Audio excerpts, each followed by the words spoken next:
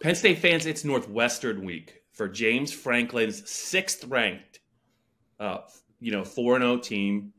What a whiteout, Johnny McGonigal. Bob Flounders, Johnny McGonigal here, trying to take you through James Franklin's Tuesday news conference. Also, with our mind still fresh from watching the way that they just manhandled Kirk Ferentz's team. Dustin. Johnny, how are you? I know we're trying not to get too excited because the bye week is right after the Northwestern game, and I know that's got a smile on your face. It's got a smile on my face. But as we approach the start of Northwestern week, I know that this is going to be a game where Penn State probably has quite the advantage going into the game. But I think we could talk a little bit, if you'd like, maybe just real quickly about Iowa. You and I haven't really gotten together, maybe to kind of share our thoughts. It's about 48 hours, 60 hours after the game. But I think Penn State fans were pleasantly surprised just how one-sided that game was. Yeah, Bob. First of all, at the top, listeners, Bob, you can probably hear I'm a little under the weather. So stuffy nose, not whiny tone. So hopefully it doesn't come off that way. I think I might have caught something when I was walking to my car after the game. 3 o'clock in the morning or whatever. Yeah. Now granted, we were a 16-hour day. It was just a walk to the car.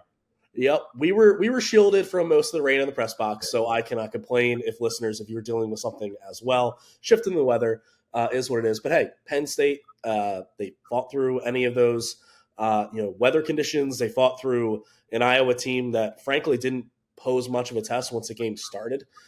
This was a blowout. I mean, it was domination in every aspect. Really, the only thing Iowa had going for it was Torrey Taylor is a really good punter, and that's about it. And that's not me. That's not me making a joke. Like, that's just Penn State was a big part of what they do. He really is. Yep. I mean, Penn State dominated them on both sides of the ball. Got after it on the defensive end. We've been waiting for the pass rush that has been pressuring the quarterback, but not necessarily getting home. Yeah. I mean, we saw a masterclass from Chop Robinson, Adisa Isaac getting in on it, Denai Dennis Sutton, Amin Vanover late with a forced fumble. Mm-hmm. The offense, Drew didn't have to do a whole lot. I mean, he threw for 4 touchdown passes. They were all red zone touchdowns. Mm-hmm. Only had 166 passing yards.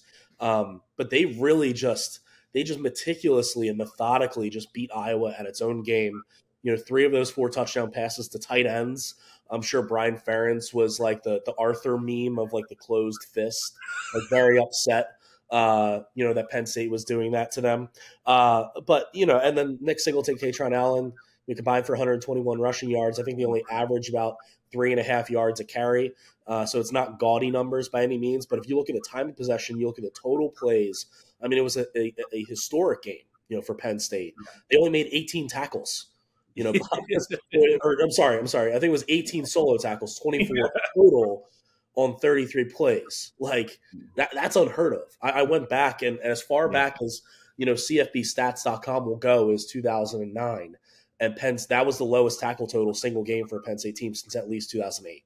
So it was a crazy game in all the stats and everything. But if you just look at it, from you're just watching the game, Penn State just dominated that thing. Yeah, and it's easy in hindsight to think about it the way that we're talking about it, but really, Iowa is built to win only really one way, Johnny, and it's been pretty much that as long as Kirk Ferentz has been there. He's had more talented teams, but their approach is pretty much steady, and it's why every once in a while they can spring an unbelievable upset that no one sees coming. And it's also why they, in a lot of games, it's a one-possession game until the final minutes, and they either win or lose it. If they don't win the turnover battle, if they don't win the turnover battle, if they don't protect the ball and they don't force turnovers against a good team, they've got no shot. They just don't. And in that weather, I think the turnover, I think it was 4-0, I believe, all fumbles. They almost had a fumble on a punt that would have been a big play, but they rely so much on that phase of the game and the kicking game to be difference makers for them. If you neutralize that, or you're better at it than they are, and they're on the road in a whiteout, they got no shot. They got none. They had a drive early in the game. They had to get a lead. They turned it over. And right after that, really, Penn State started to seize control of the game. And I think, Johnny, that in those conditions against that team, I think Penn State's game plan on offense really made a lot of sense. I think they did it the right way. I think they discouraged Iowa. And I think Iowa's offensive coordinator and the quarterback knew pretty early on that it was going to be really, really tough to go, to convert third downs and to make plays against this Penn State's defense. And once Penn State, even though it was only 10-0 at halftime, I think we both felt like if Penn State got the next score, the game was literally going to be over for Iowa. So I just think that you have to credit Penn State for the way that they're playing. And it's great to have explosive plays, but if they're not there, they are good enough and they protect the ball well enough to really pull away from teams. And it's been that story consistently through all 4 games. Yeah, you have to give credit to Mike Yurcich, the offensive coordinator, who stuck with that game plan, didn't deviate. I'm sure as a play caller, I know when I'm playing Madden, I always want to take a deep shot, but sometimes it just doesn't make sense. Sometimes it doesn't make sense. So credit to Yurcich for keeping with what was working. Credit to Drew for not forcing anything. Credit to the running backs for doing their job. And credit to the offensive line, and the tight ends as well as blockers. Yeah. They just mauled Iowa's defense. And I was talking to Olu Fashanu after the game, and I asked him, I'm like, can you sense frustration from a defense? Did you sense frustration from that Iowa defense when you guys are getting 4, 5, 6 yards a pop? Kind of like in a methodical, like, we're just going to keep doing this fashion. And Olu said that, look, if we just stayed within our game plan, kept taking body shots, we knew that the Iowa defense couldn't hang with us. And I thought that was telling because on the other side of the ball, the defense felt the same way. I think it might have been Denai Dennis Sutton said after the game, or it was Chop Robinson, that basically on the first drive, they knew that they kind of had Iowa's offense, pegged in. And look, without Luke Lachey, their star tight end, without their top 2 tailbacks, even if Luke Lachey and those guys play, like, I still think they might have scored a touchdown, maybe, but I still think this is a blowout. It's a game that Penn State fans reveled in, that Penn State's players and coaches reveled in, and now that they're 4-0, they got to turn the page. They got Northwestern upcoming this weekend, a team that came back from a 21-point fourth quarter deficit to beat Minnesota this past weekend. Not saying Minnesota's a great team by any means. There's a reason why Penn State is a 26-point favorite against the Wildcats, but Penn State is positioned now to end up being 6-0 going into that Ohio State game on October 21st. Yeah, you got Northwestern, bye week, UMass, and then Ohio State. Yeah. Johnny, one more thing before we get to James Franklin's Tuesday news conference, but I think it's important to bring up. There was no talk about it the week in the build-up to the game, but afterwards, I think it was Denai Dennis Sutton admitted that Penn State's coaching staff and their veteran players were pissed. They were very upset at what happened, how the Iowa crowd and the Iowa coaching staff treated Penn State in that 2021 game at Kinnick Stadium, 23-20. Penn State had a lot of players go down, whether it was cramps, whether it was injuries that they aggravated, whether it was P.J. Mustipher wrecking his knee. And those fans booed Penn State's players relentlessly. And then Kirk Ferentz and his coaching staff piled on during the game and after. And I had a feeling James Franklin is a guy that he can play it coy, Johnny. But there was no doubt in my mind that this was gonna be a motivator for Penn State's coaching staff and also some of their players. And they talked about it after the game. James Franklin showed, I think, some incidents from that game of the booing, and I think it was the special teams coach, flopping on the ground to kind of mimic what he thought Penn State's players were doing. It was really, really, unprofessional by Kirk Ferentz and his staff to respond that way. You can't control the fans, right? Especially when there's booze involved. You really can't control. But for them to say that, I just thought there is no chance that Penn State's not going to remember that. They did remember it. And I thought that defense was a little bit friskier than they normally are. And it turns out they really, really wanted to get after Iowa. Yeah, the defense. And then, again, I mentioned the offensive line, too. I went on Instagram the other day. I guess it was yesterday. We're recording this on Tuesday afternoon. and saw that Caden Wallace, starting right tackle, he was on that team, and he actually posted something after the Iowa game. It was a picture of the one fan, the Iowa fan that has been, the picture of that fan has circulated for a couple of years now, of him like faking the injury and acting whatever. And the next slide of Caden's post was Michael Jordan from his Last Dance documentary saying, "And I took that personally." Yeah. So that was kind of the mindset, the approach of this entire team. And you could tell on the defensive side of the ball, the way they got after it, the way that they were enjoying themselves. They were kind of basking in Iowa's offensive misery. And then from Penn State's offense standpoint, any time that those linemen, Olu, Caden, the guys on the inside, anytime they had a chance at a pancake, they took it. Yeah. They wanted to assert themselves. They wanted to kind of snatch Iowa's spirit early and just break them down. And that's what they did. That is exactly what they did in this game. And, coming off a game at Illinois Olu even mentioned this after the Iowa game, that Olu felt that the defense put the offense on their back, and the offense didn't really reciprocate. They didn't play complementary football to the standard that they feel that they can at Illinois. They did it against Iowa. They did it there, and it's a good sign. It's a really good sign. And look, Iowa is not Ohio State or Michigan, sure. So let's not get that confused by any means. But this is still a good team. It's probably the third best team they'll face all year. And for them to go out and do it to them like they did, beating them in their own way, was really impressive. Yeah, it's the Blue-White Breakdown. It's Tuesday, the week before Penn State's bye week. The Lions are 4-0 after pummeling Iowa. Johnny, we have an early start, as does Penn State, on Saturday against Northwestern at Ryan Field in Evanston, Illinois. A stone's throw, thank goodness, from O'Hare Airport as we try to get out on Sunday to start the bye week. But Penn State, the line now is up to 26.5. The game is a noon kick as far as Penn State's fans on the East Coast are concerned. The game is Central Standard Time, so it's going to be an 11 a.m. kick, exactly like the Illinois game was a couple of weeks ago. Penn State is a 26.5-point favorite. Johnny, you mentioned, I couldn't believe it because we were all a little groggy, like at the very end of the Penn State game after we got all our work done, and we're looking through the scores in the Big Ten to see what happened.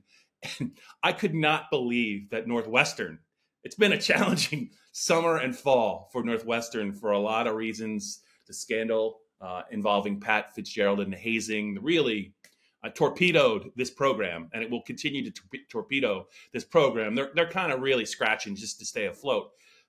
Minnesota, it was at Northwestern. They were up 21-0. They were up 31-10 to start the fourth quarter.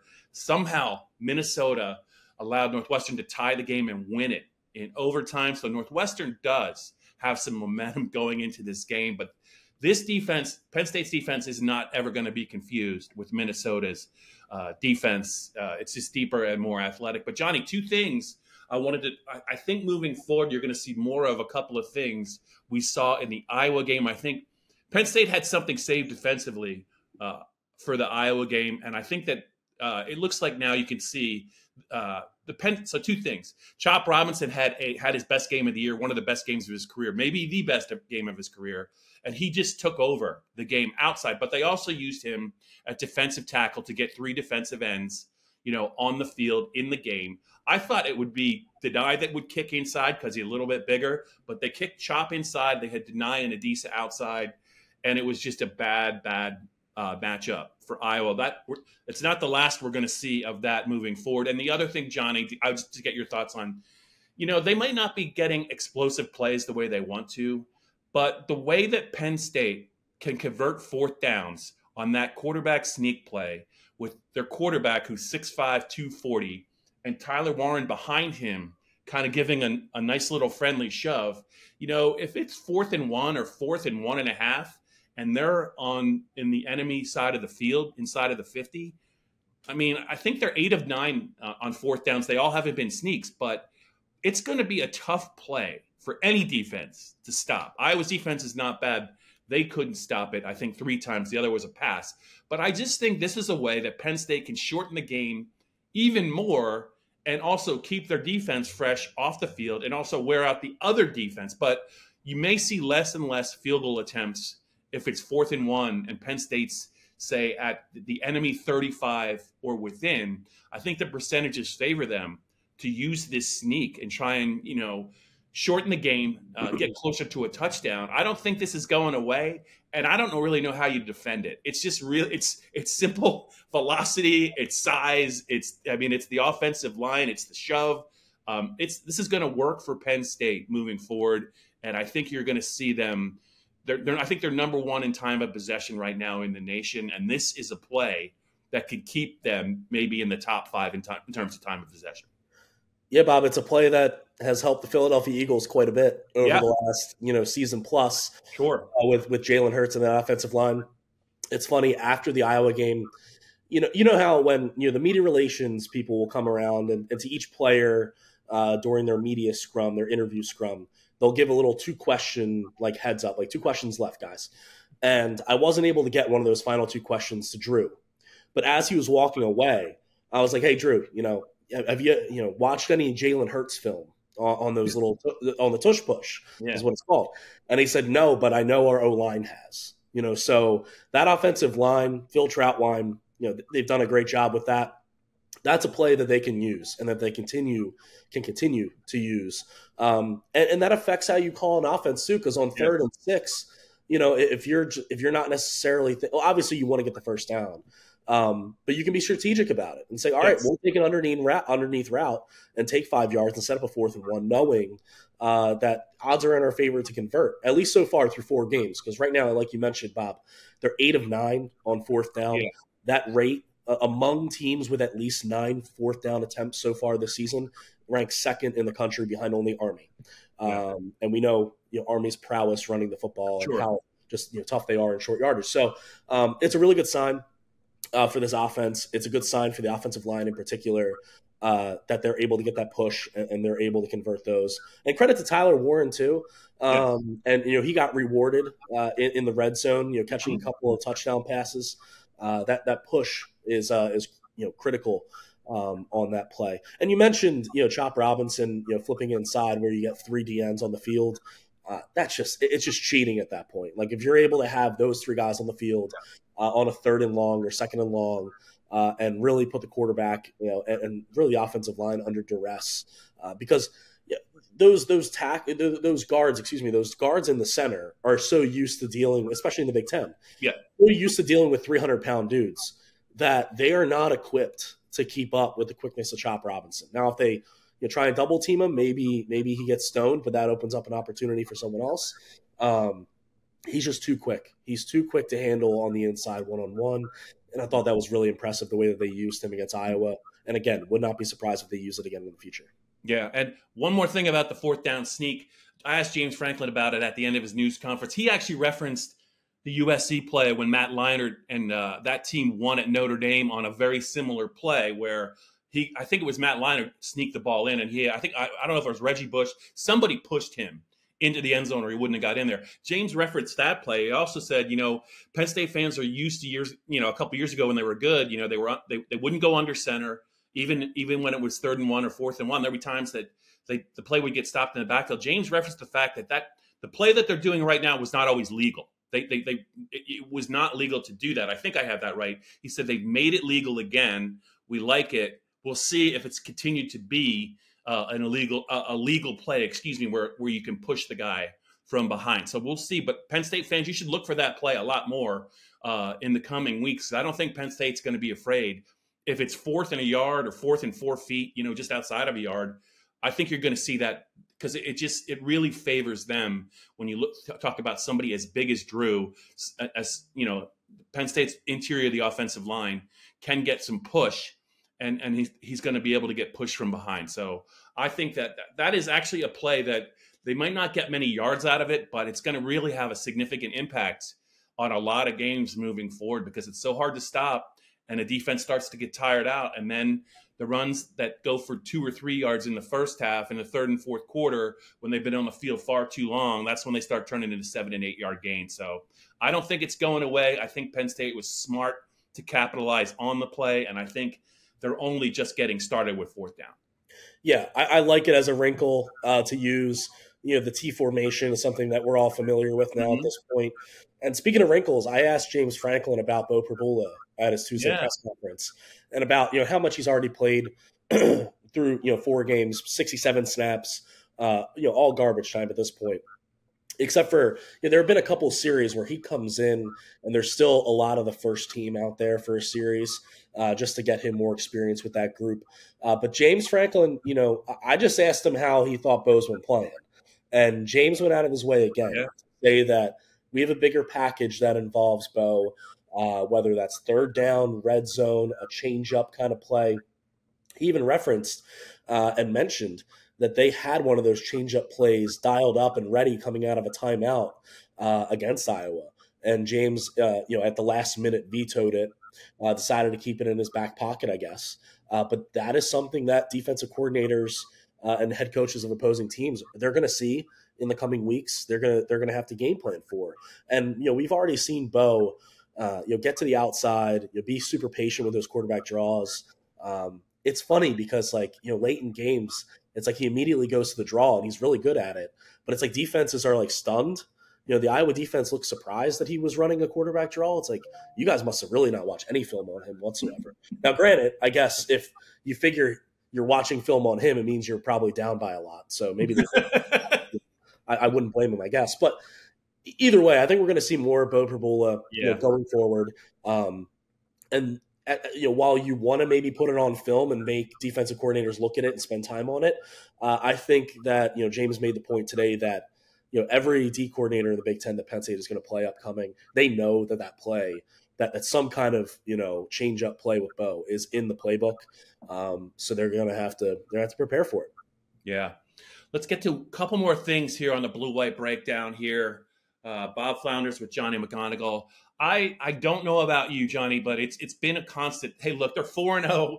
They've won every game comfortably at the end. I mean, maybe there were a couple tense moments against Illinois, but not really. I just feel like Penn State's just had every game kind of in hand. But the fans, I don't know if they're not at the games. They're watching the games on TV, and they always want a little bit more, right? And I guess that is human nature.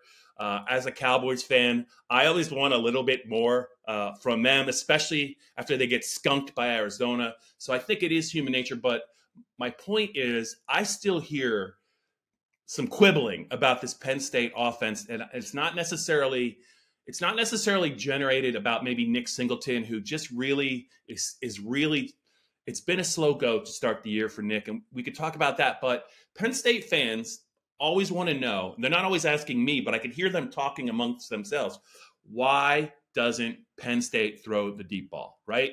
And it is true, they have not thrown a lot of deep balls.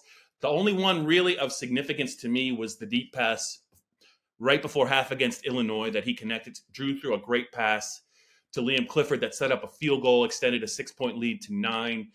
Even Keandre Lambert-Smith's long touchdown against West Virginia, it was more of a catch and run, like a 30 or 35-yard catch on the run that he just took the other, 40, 45 yards. But it was also more of like a broken, but it was a broken play. It was not really, hey, this is the first read. I'm just going to wait. I'm going to throw it 65 yards down the field. But Johnny, James talked a little bit about why they have not thrown the ball deeper consistently. And he kind of went to great lengths to talk about it really has a lot to do with how opponents want to play them. And he specifically referenced Illinois and Iowa and their approach to pass defense. Yeah, I mean, if it's not there, if you're going to just try and keep those plays out of the playbook, out of Mike Yurcich's mind, there's no reason to force it. There really is, especially if you have so much talent up front. If you've got Nick Singleton and Kaytron Allen in the backfield, and if you've got a guy like Keandre Lambert-Smith who can catch and run, if you've got a big body or two, with Tyler Warren and Theo Johnson, if the defenses are going to take that away from you, then there's no reason to force it unless you just want to put it on film and you're up by a million points.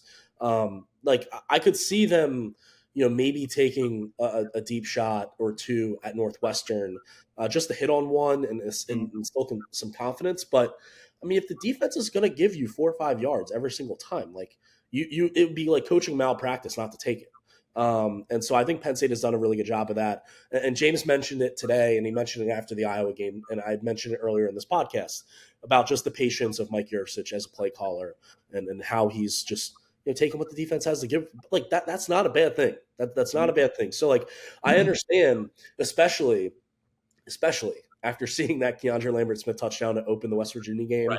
and you see Drew's arm on display, like Penn State fans want to see that. It's fun. I don't blame you at all. I would love to just sit back and watch Drew Aller throw like 30 deep balls a game, because he throws such a good ball. But if it doesn't make sense, then it doesn't make sense. And those plays will come with time. When you get the run game going and defenses will have to creep up a little bit more, create those one-on-one opportunities, and they'll have to cash in on those when they come. But there's no reason to force anything.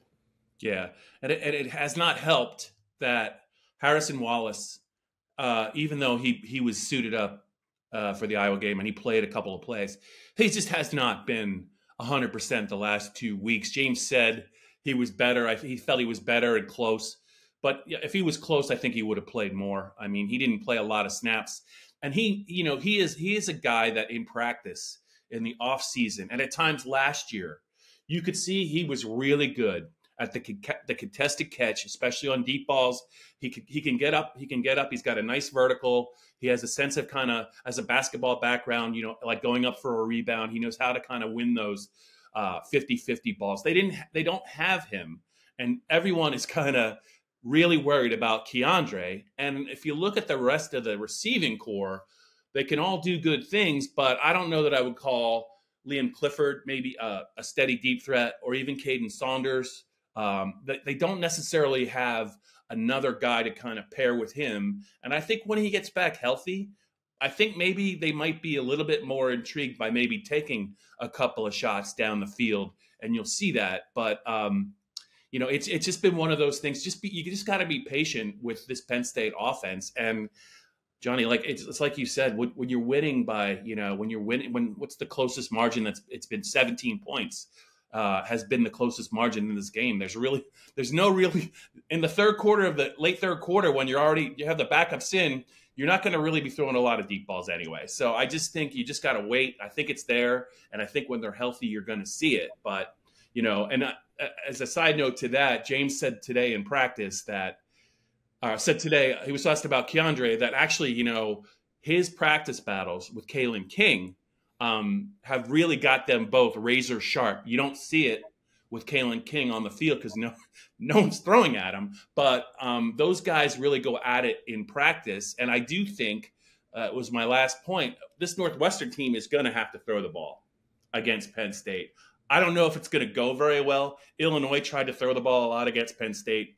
Altmaier was picked off 4 times. They returned an interception for a touchdown against Delaware. I mean, if you want to throw the ball a ton against Penn State, and they're going to play, they got guys who can play press man. Good luck with that. You're going to hit some, but they're going to get some too. I know that Northwestern quarterback threw for a ton of yards against Minnesota, but I have to think Kalyn King, Johnny Dixon, Cam Miller, Daquan Hardy are really hoping to see them try and throw the ball 35 to 40 times against them, because they haven't had a lot of work, and they are hungry to make some plays. Yeah, Minnesota's defense, all due respect to them, they do not have Kalyn King. They don't have a preseason All-American like Kalyn King. They don't have one of the most underrated, I think, corners in the Big Ten and the country in Johnny Dixon. Yeah. Cam Miller has flashed and shown that he's capable of stepping in when needed. Daquan Hardy's a vet. Even the young guys like Elliott Washington, Zion Tracy getting some run, and King Mack as well, and special teams and the defense here and there. Like those 3 guys, by the way, we're 4 games in. They've played 4 games. So those 3 plus Tony Rojas, who has also played 4 games, all 4 of those, they were the green light guys before the season, and that's staying true. They'll more than likely play in their 5th game at Northwestern, burn their red shirts. But you got to love what Penn State has in the secondary. And then you've got Jalen Reed and KJ Winston, Zaki Wheatley, Keaton Ellis at safety, guys that can easily, whether it's in the run game coming down and making a play, or have a nose for the ball as well. So yeah, Northwestern, like they're probably going to have to throw because you would assume that Penn State will get a big lead in this one. And I don't think, if you're Northwestern, you can really afford to just shut yourself off, like shut half the field off and not throw at Kalyn King, because then you're just making it way too obvious for Penn State's defense to key in on what they're going to try to do. So maybe Kalyn gets some actual action this week because he is one of the best cornerbacks in the country, and he doesn't have the stats to prove it. But that's okay. That's okay. That's like the ultimate sign of respect. I mean, that's what teams did to Joey Porter Jr. last year. And that's why Kalyn King had 18 pass breakups, because he's really talented. And, teams weren't throwing at JPJ. Yeah. That's what's happening to Kalyn King right now. And I think it's only a matter of time before he gets his. Good point, John. I just was on Pro Football Focus looking at the individual grades for Penn State's defensive players.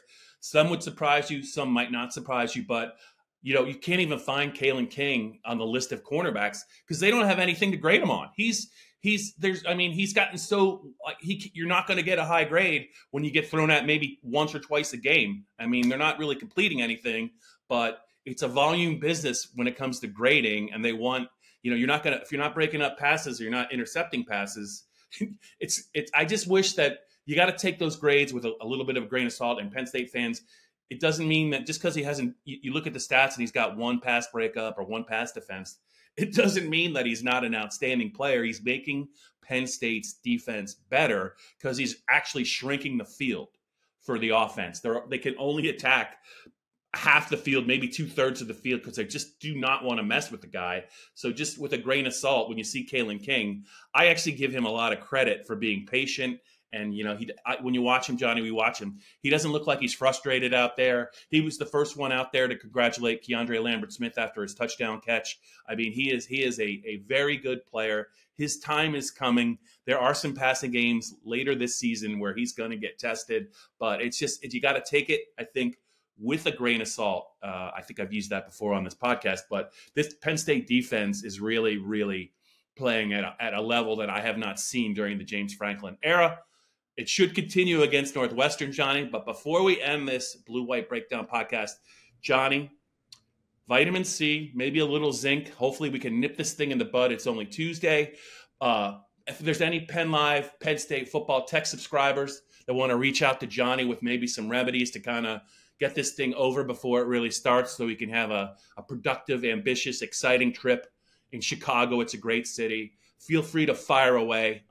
But yeah, get some rest. It was a long weekend. And you guys, I'll be back with Dave Jones a little bit later this week. Johnny, I think you're going to do another Blue-White Breakdown podcast with Dustin Hawkinsmith. I'm looking forward to going back to Chicago.